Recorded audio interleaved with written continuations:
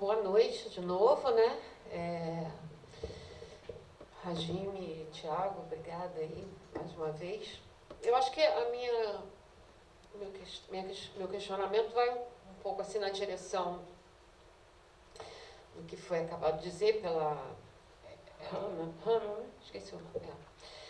É o seguinte, toda essa discussão que a gente tem feito, obviamente, né, tem papel aí, a centralidade do sistema Confef-CREFES nessa discussão, mas também, para agravar ainda mais a situação, a gente tem um processo de longa data, mas, a meu ver, se agrava nos últimos 10 anos, de uma mudança também, tanto da escola, enquanto uma instituição de ensino, né, ela vem se transformando numa outra coisa, e também, ao mesmo tempo, uma mudança do professor, do que significa ser professor. Porque se o campo fora da escola fala em profissionalizar e nos chama, inclusive, de profissional, esse processo também está se dando na escola. Né? Há um processo de profissionalização do professor.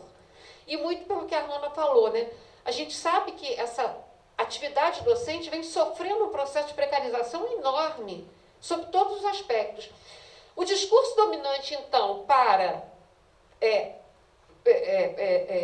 de forma retórica, proteger esse professor, fala em profissionalizá-lo.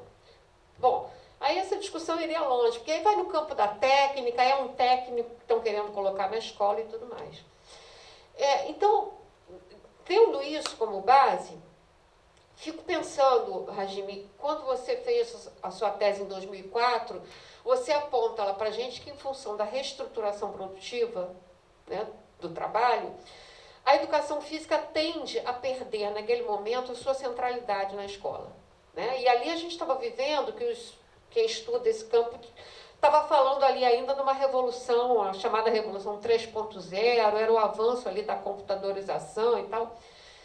Como que a gente pensa isso hoje, e aí vai, né, para os dois ajudarem a gente a pensar, num processo ainda muito mais avançado da tecnologia, né, e de um mercado que exige um outro perfil ainda de trabalhador.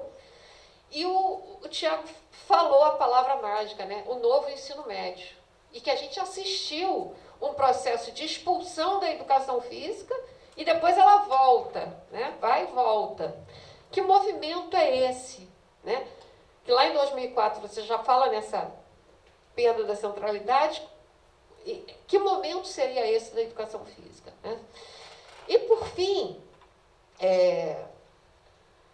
a gente está, diante dessas novas diretrizes para a formação de professores, né, e a gente tem mapeado aí várias universidades, vários cursos, Brasil afora, que já implementaram essa divisão, essa fragmentação, mas que já estão no momento da escolha do estudante, no quarto período, se ele vai querer fazer o bacharelado e a licenciatura. E nós já temos alguns retornos de que a escolha pelo bacharelado, em função do que a Hannah falou, está sendo dominante. Isso está promovendo um fenômeno do esvaziamento das licenciaturas. Os cursos de licenciatura estão sofrendo um processo de esvaziamento de licenciatura.